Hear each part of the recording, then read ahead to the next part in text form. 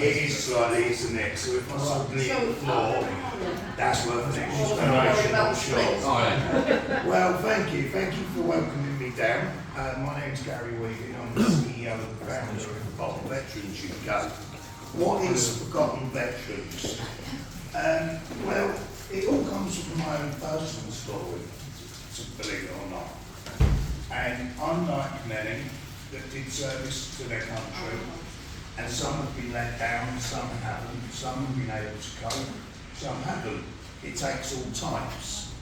I was an Afghanistan veteran, I was on Eric 1, and I was the first 30 boots in Helmand province.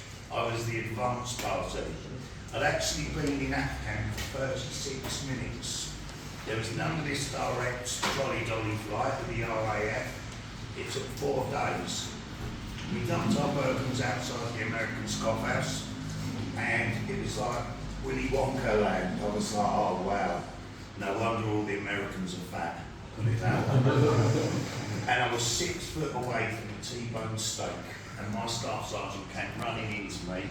He said, that looks nice, Gas, can you enjoy that? I said, yes, Staff, I am. He said, I'm lucky getting section you're going in now. I said, what, after a briefing, after an home group, after my steak? No, the Chinook is waiting, 15 Royal Engineers, 15 Royal Marines, and you're on it. And as I filed on to the Chinook, I was one of the last boarding, and Troopy said to me, Gaz, you've got a quad bike, you've got a mortar tube, you're 3 hours away from there, you get in trouble down there, you're on your own, good luck. That was the moment I suddenly thought, this ain't called Call of Duty no more. We went down, we put in the infrastructure for Camp Bastion. Some stuff went down there, but I'm not going to go right into that now. And sadly, I witnessed one of my friends shoot himself. The first death of Eric was actually a suicide. And that actually changed me. And when it was so raw and so personal, it made me think long and hard about Christ, the quickness of life. And a life can be snuffed down, just like that. And when I came back to the UK, instead of helping me, they just sort of moved me to another squadron and thought that was going to help. Eventually, in 2010, I was medically discharged with after an array of neck and spinal operations and undiagnosed mental health. Tried to go back to London, where I'm from, but because it was pre-Armed Forces Covenant, the council said, unfortunately, we can't house you. And even if we did, you and your family would be in temporary accommodation or houses of multiple purpose for at least 2 years, which was quite shocking to me, to be honest, because I thought we got housed. I lied through my teeth to the mortgage company, told them I had a long-term, reliable, steady job, and I wasn't. I was actually being discharged in 3 weeks. Managed to get onto the property ladder and settled quite a notorious estate just outside Portsmouth. What happens then is, if you take someone that gave everything he could, his children knew no different, I bled green, I wanted to be in forever, you know, I had aspirations of leading the Corps, and dumped them in quite a notorious estate outside Portsmouth, with no support, no follow-up care, and no ongoing mental health needs. What do you think happened? Well, what happened was I started going batshit crazy and listening to the voices in my head. Over those 5 years, it got worse and worse and worse between 2010 and 2015. I did go for help 3 times. I did try to help myself. I got signposted in an absolute circle. I got put on eye-talk therapy. That after 3 weeks they said, this is a military issue, we are not trained or funded with you. or they put me in the middle of group therapy in the park. Where half of them made it quite clear that they were only there because they were going to have their benefits stopped, and the other half, the cheese had slipped off the cracker, to put it mildly. So they went hungry? Yeah.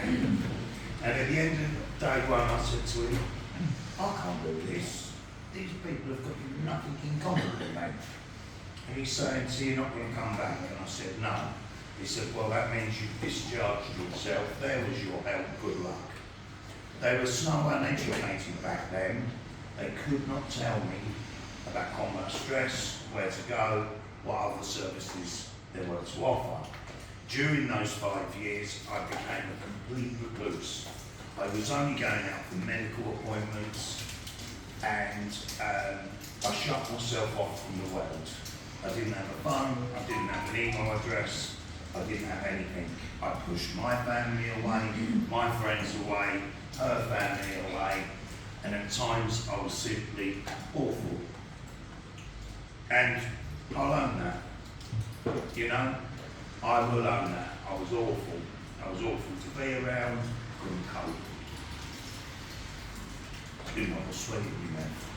I'm a bit hoarse at the moment, so I'll be sucking on the lozenges. I thought you just Trying to walk in like Joker's Squad. They haven't started coffee yet because the machine makes a noise, so... Oh, right, exactly. So, I actually ended up moving next door to a cocaine dealer. And, of course, he started to prey on me. Every time the wife walked out, cocaine was being passed over the fence. I'm quite ashamed of that. I haven't got excuses, but I have got reasons. And the reality was, I just did whatever it took not to be in there. And abusing drugs, abusing pharmaceuticals, and anything else I could get my whole hands on was the way I coped. Now I know that wasn't the answer, but the reality is that's all I had. In 2015, a new part of my spine started to give way, and I started to have another huge mental health breakdown. I rang him, and my wife said, Mrs. Wiggins has been with me for 25 years. She said, unfortunately, Gary, you're really starting to upset our teenagers now. You need help. You've got to have help. I want you to go and get help, and you can't come home until you do. You might think that that's quite cold, but you weren't dealing with me, and I was a right handful. And I own that, you know. And in my head, it was, that's it. She's got me out the door. I'm never going to go back. I'm never allowed to go home. You know, my whole life was just imploded in front of me. The only people I could think of was the Royal British Legion, so I gave them a call before I left the house. And I said to them the situation, and they said to me, we want you to go to the QA, but we don't want you to let them discharge you, because once they do, you are on the streets. And we're very, very worried about you and other members of the public. Lo and behold, 2 o'clock in the morning, couldn't even pick my own day sack up, was not aggressive, I was actually submissive. Being aggressive was not going to solve my world. Mr. Wiggins, there's nothing we can do for you here tonight. We can't give you instant mental health. We can't treat your spinal injuries here tonight, so please leave. A young junior nurse was, I heard it, fighting with the doctor, literally saying, look at that man.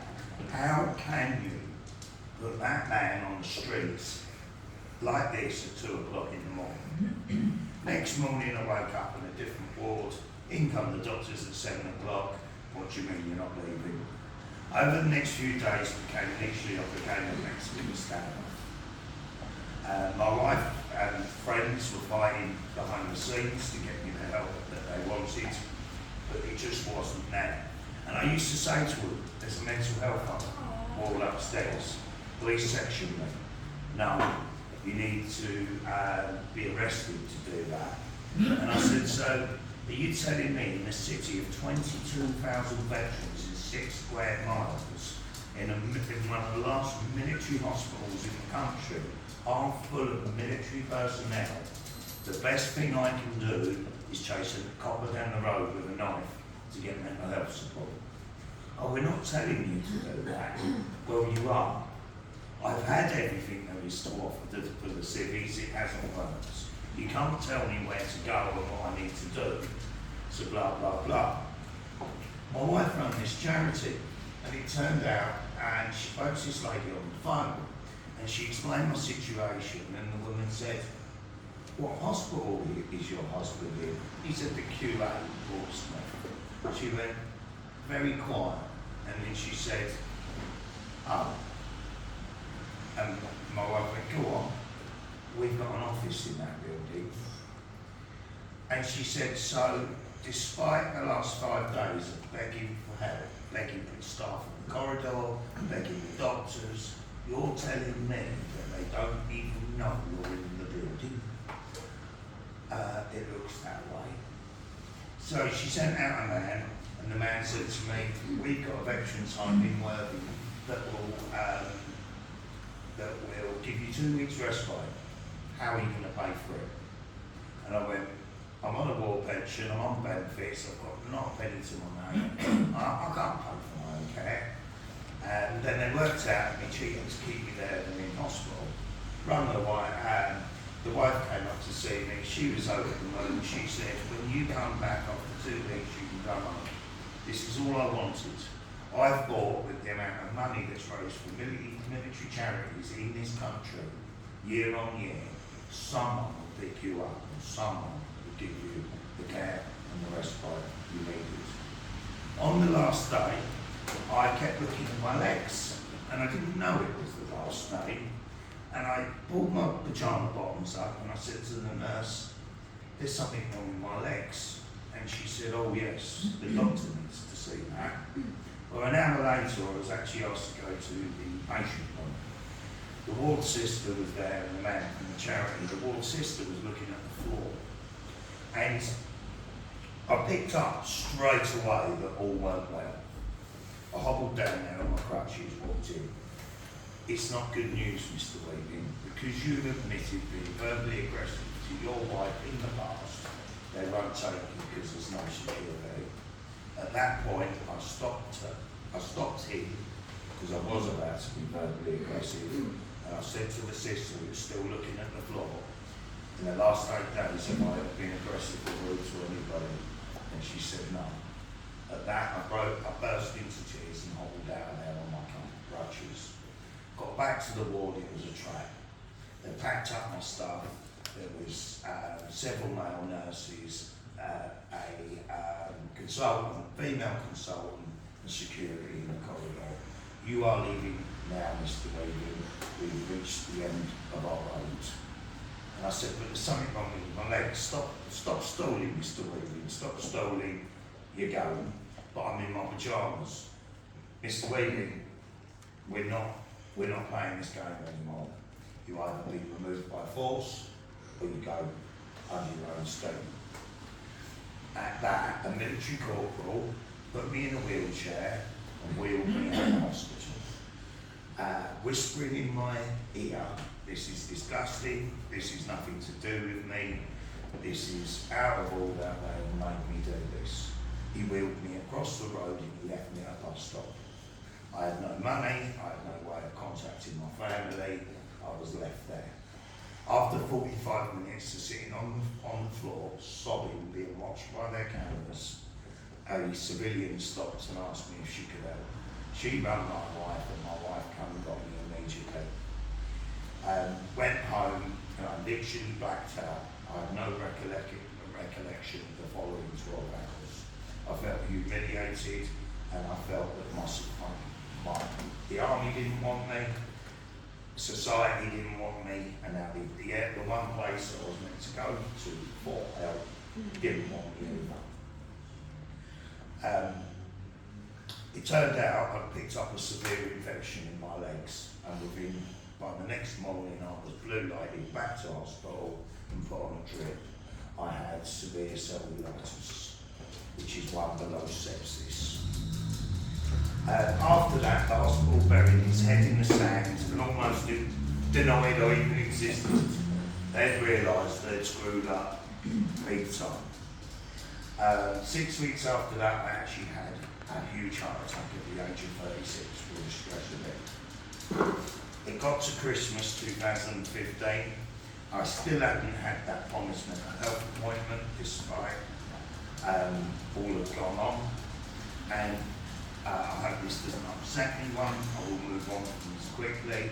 But I decided to take a huge overdose.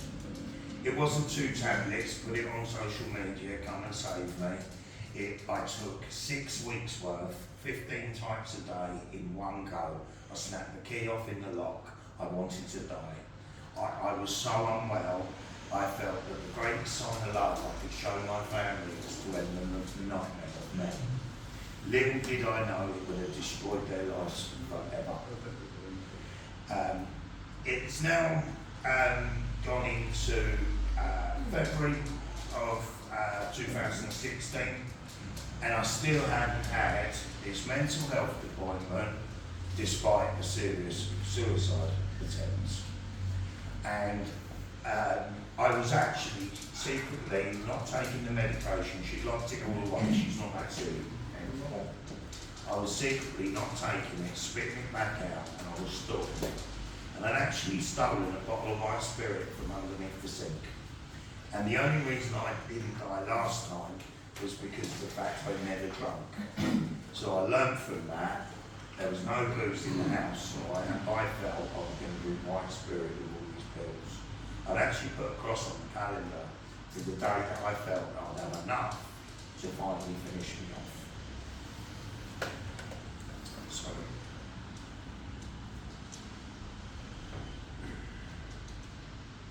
two days before that, I saw Stephen Fry talking about Twitter and how absolute strangers have helped him with his mental health. And I don't know what it was, but I called my son down from upstairs and I said, "Hey, you get me onto Twitter." And he went, "Dad, you haven't even got an email or a phone. What are you going to do? Write a letter, you fucking idiot." And I was like, you know, good point, son. I bought you enough phones, show me how to do this. I joined Twitter, I didn't have a picture, I didn't have any followers, I didn't know what I was doing. All I knew is you sent a text message and other people read it. The very first tweet has changed my life forever. And I tweeted, "I've never felt so alone since I left the forces." Ping, ping, ping, ping.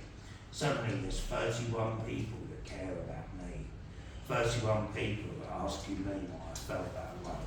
One of my first Twitter followers was a lady whose son killed himself to post-traumatic stress. And she spent the next 2 nights, throughout the night, talking to me about what it had done to her family, the devastation it had left. Because let's be honest, suicide is a permanent solution to a temporary problem. With the right help, the right support, and a lot of self-work, you can come past that. And on the day I was meant to take it, I literally sat there with a phone there and a pile of pills and white spirit there. And I kept looking in between, and the phone kept ringing. And I was thinking to myself, is it enough? Is this enough? Or am I just kidding myself? And I thought, what can I do about this? I do this properly now, I live this life forever, and hopefully my family rebuilds itself and gets on with its life without the hassle of me, or do I continue with this Twitter stuff? And I thought to myself, and I got a piece of paper, and I thought, what are my positives? And I headed it. What are my negatives I can't change? Headed it. What are the negatives I can change? Headed it. Barely think of any positives. Because I'm so mentally unwell, you can't see positives when you are that deeply depressed. All you see is negativity, problems, issues. And I wrote a list of things that has gone on in my life that I cannot change. And I wrote a list of things in my life that I can change. The the right help. And I wrote as many positives as I can. And I looked at that list of changeable negatives and I simply said to myself, I can stop taking cocaine. I've just got to say no. I can stop taking pharmaceuticals. I can do this, I can do this, I can do this. And I went and picked all them pills up, flushed them down the toilet, tipped away the white spirit. She walked in and I told her exactly what I was going to do. And she gave me a big slap on the face I've ever had. And then hugged me and said, Gary, thank God you finally seen sense. So, 6 weeks after I sent that first Twitter, I was sending during those 6 weeks picture messages of a broken soldier sat in a room with just a slogan like, what if it was your son? Just to catch people's thoughts and intentions. And by week 6, I'd actually had 10,000 Twitter followers.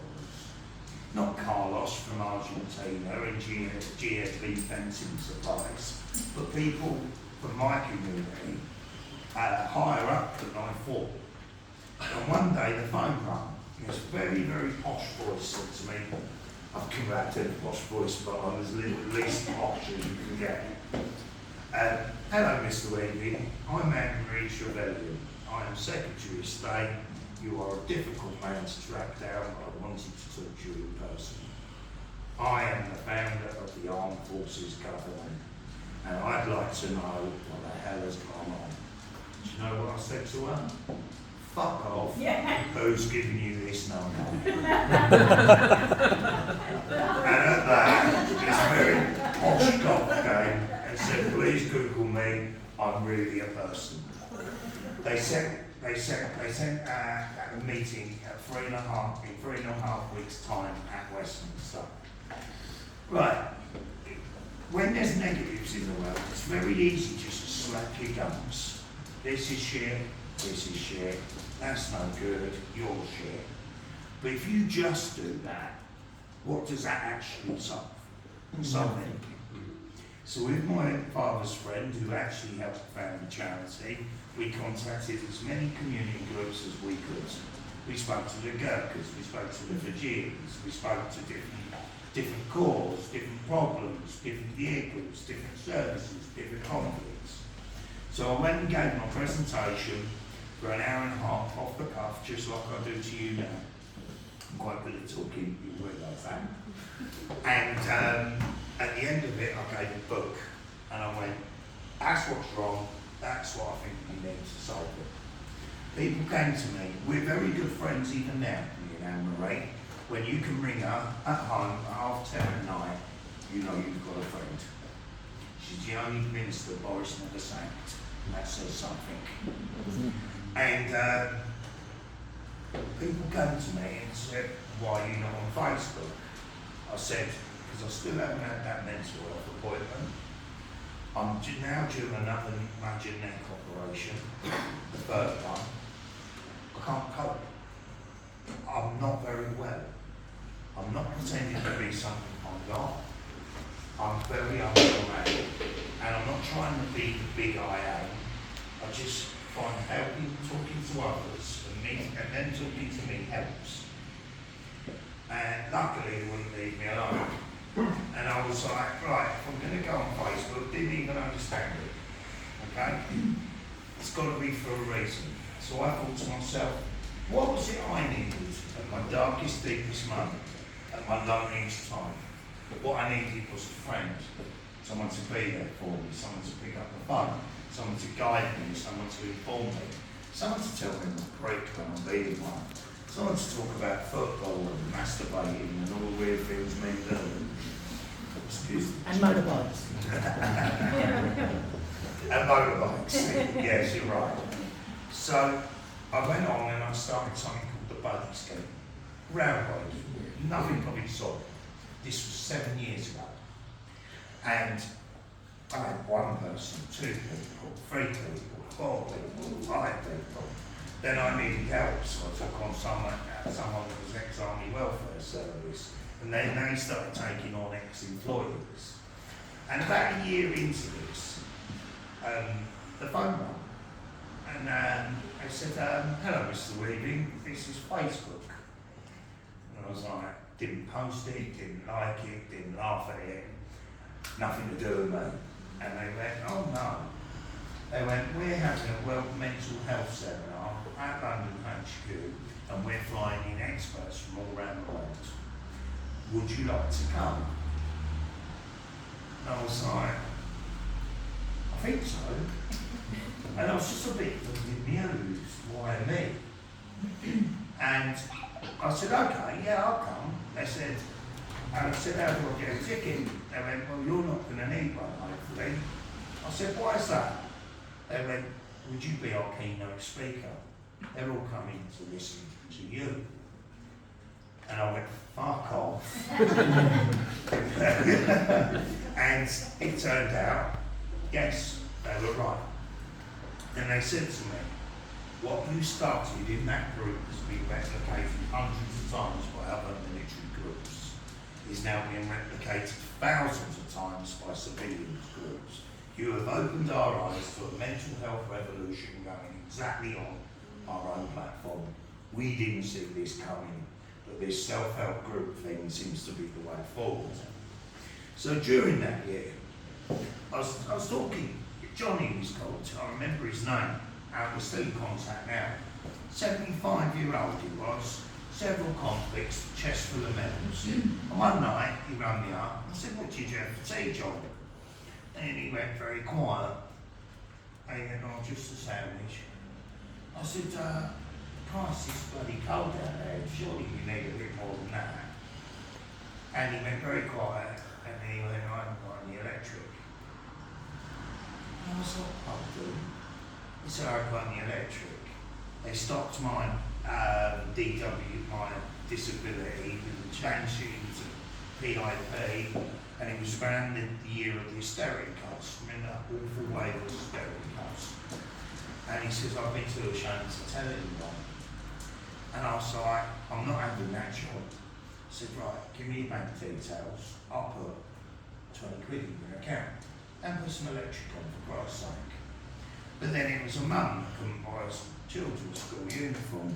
Then it was a lad that couldn't get 20 quid for a mental health appointment. Then it was this, then it was that. I kept going, here you go, here you go, here you go. Until she found out indoors.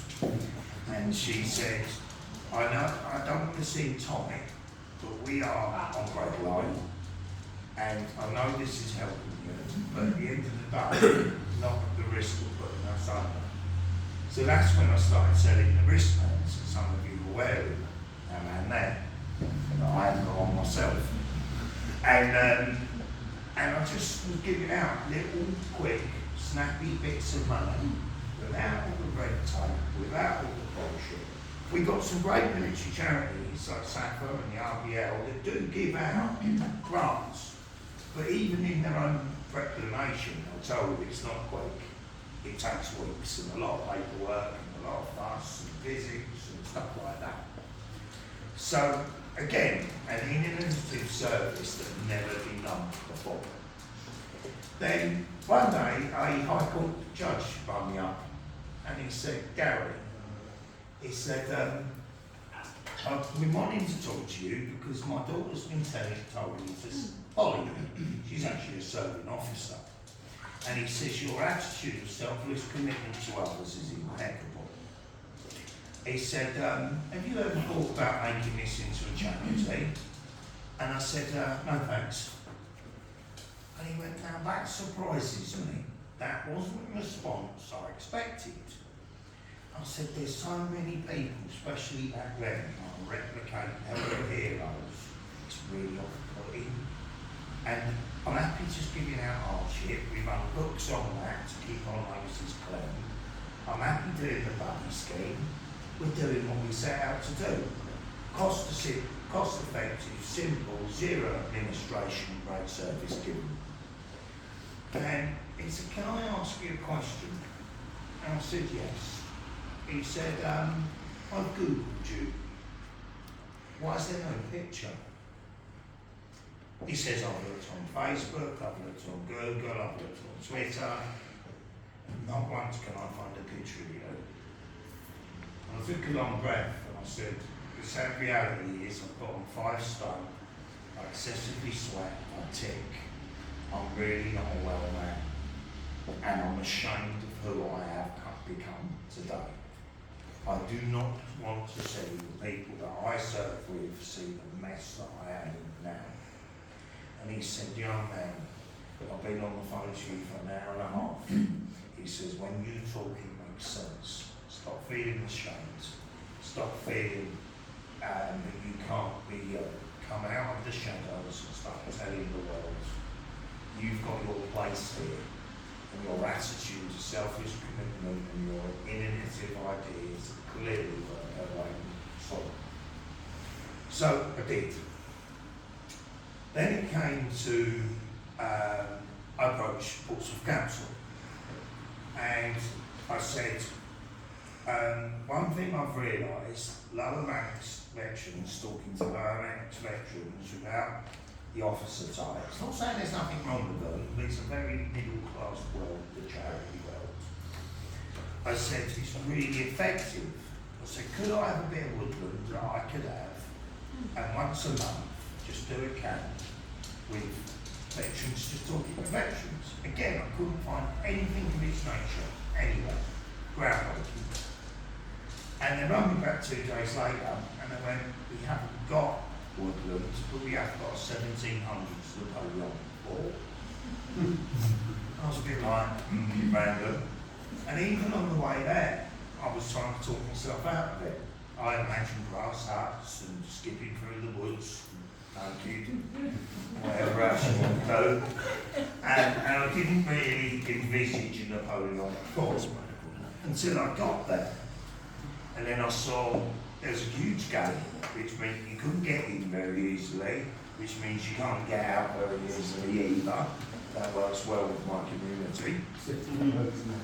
And then I got to the guard room, well they call it the reception, we call it the guard room. And the first person I met was a security guard that was a veteran, and I thought, oh. Then I stood in the middle of Fort Cumberland on a beautiful summer's day and I just listened. And I couldn't hear a thing. Absolute thing. And then in my peripheral vision, I saw a troop of Royal Marines come running past, and I went, actually, this is the place. I had the Armed Forces Covenant worker from the council with me, and we'd actually had 6 confirmed suicides in 7 days in the previous week. And she said, Gary, this is so needed, this is so now, you know, because when I was in the taxi, screaming at combat stress down the phone, I need help today, I'm going to kill myself today, they turned me away and went, we don't do crisis. So, again, all I was actually trying to achieve is what I should have had, which makes perfect sense. And the Armed Forces Covenant lady says to me, I can get you a grant for 20 grand, easy. There's no way they're going to turn this down. This is so needed, so perfect, so useful. Which she says, it's going to take 2 months to push through. So I went home and I spoke to the wife and I said, look, I feel an immense amount of pressure to get this en route. And we've got various hurdles we need to jump through. I said, could we fund on our credit cards a skip and a shovel and a couple of bits and this and that?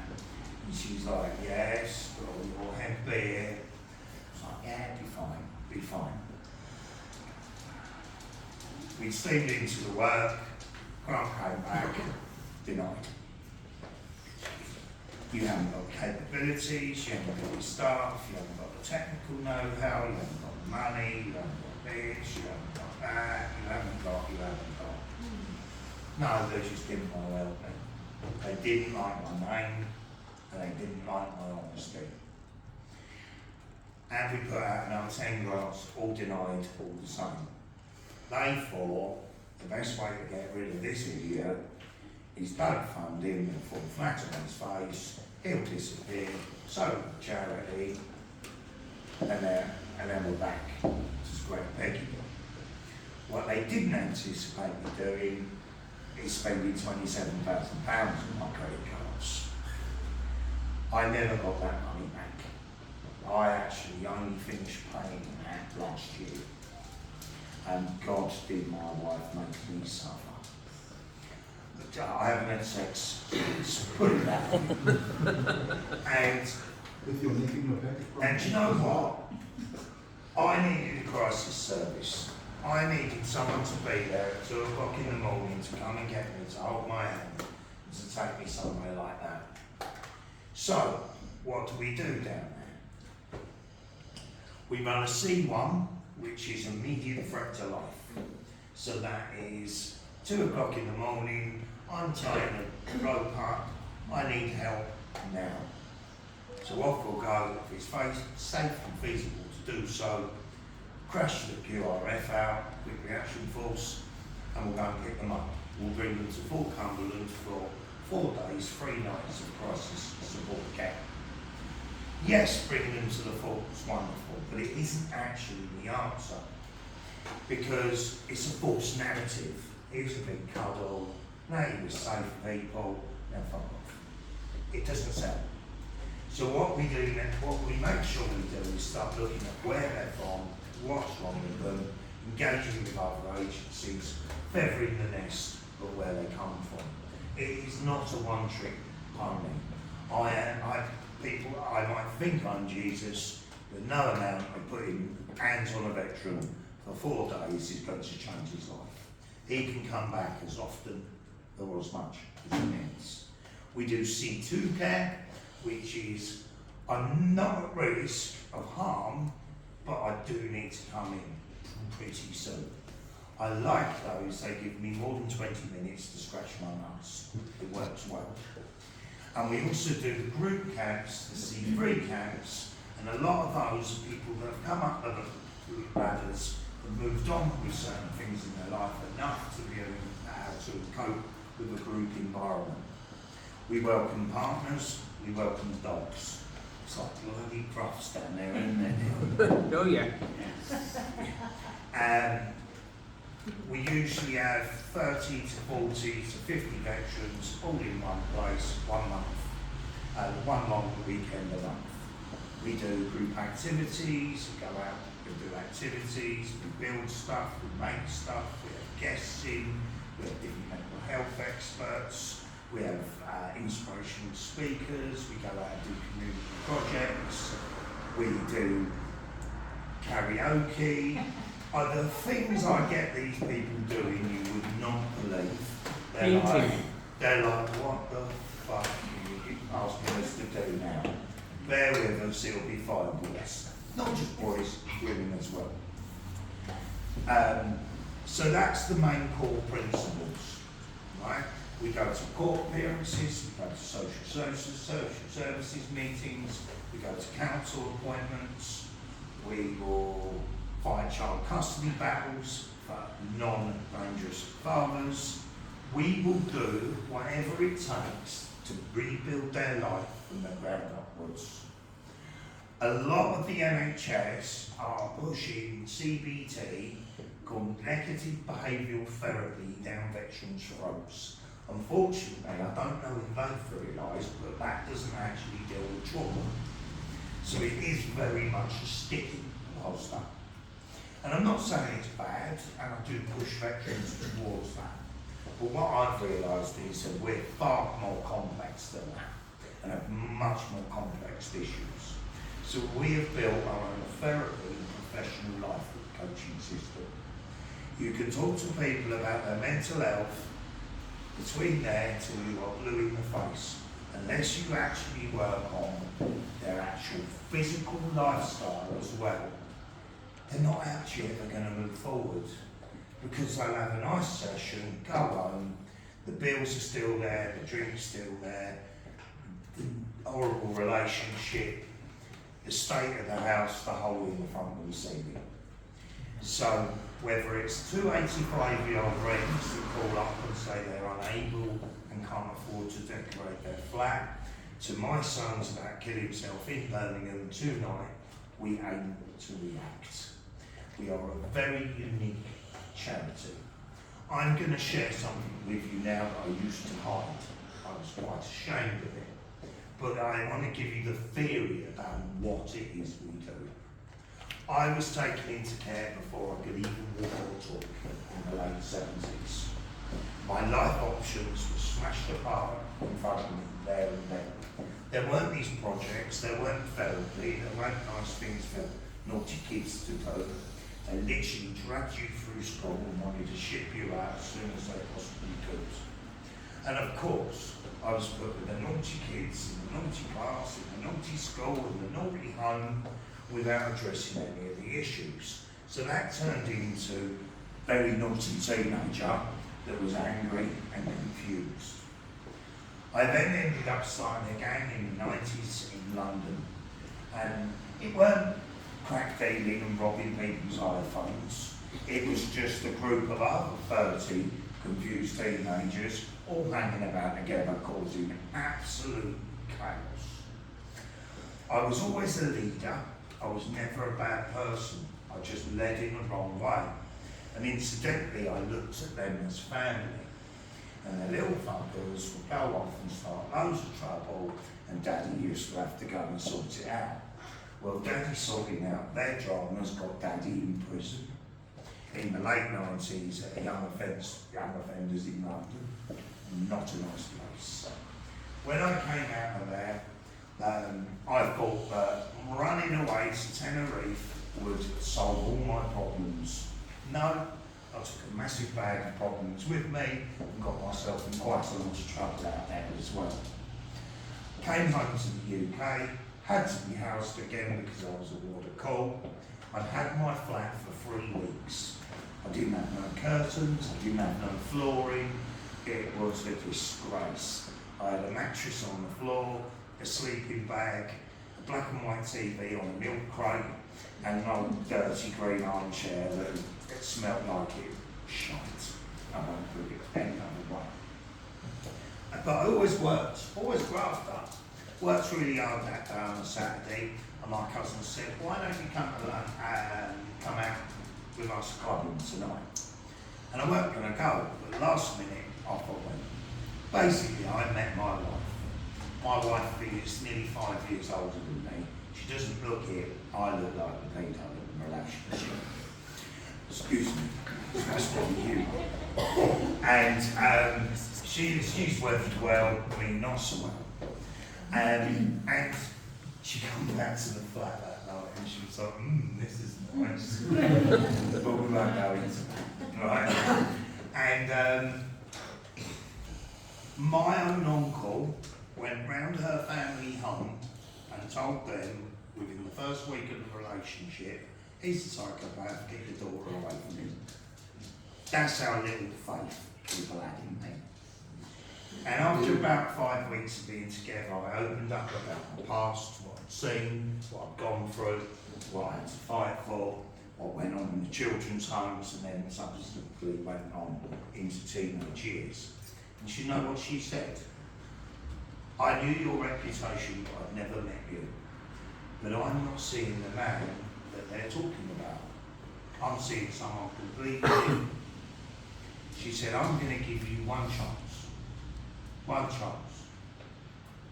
And you know all I needed in life was somewhere to be, someone to love, someone to call home, and a reason to try. That's what I do at Fort Cumberland. I wipe off the problems they've had. We may look at them, we may have to learn from them and understand them to move on, but I give them that second chance. I do not judge, I do not look down. We have to move forward in positivity. We have a radio station, we publish our own books, we have free houses that I house unhousable veterans in that have got no other chance of being housed. We're a completely unique charity, no one takes a wage. The only thing I take out of that charity is petrol, and that is it. This is a charity of passion. I've created an absolute unique experience. We have probation come down, veterans in trouble. and we literally rebuilt their lives one day at a time. There's nothing like forgotten veterans, there's nothing like what we do. And with the help of people like you, I can continue to help many more. Last year I had 4,000 walk-ins, I had 731 veterans come and stay with us. And it's through generosity of people like you I'm able to do that. Thank you.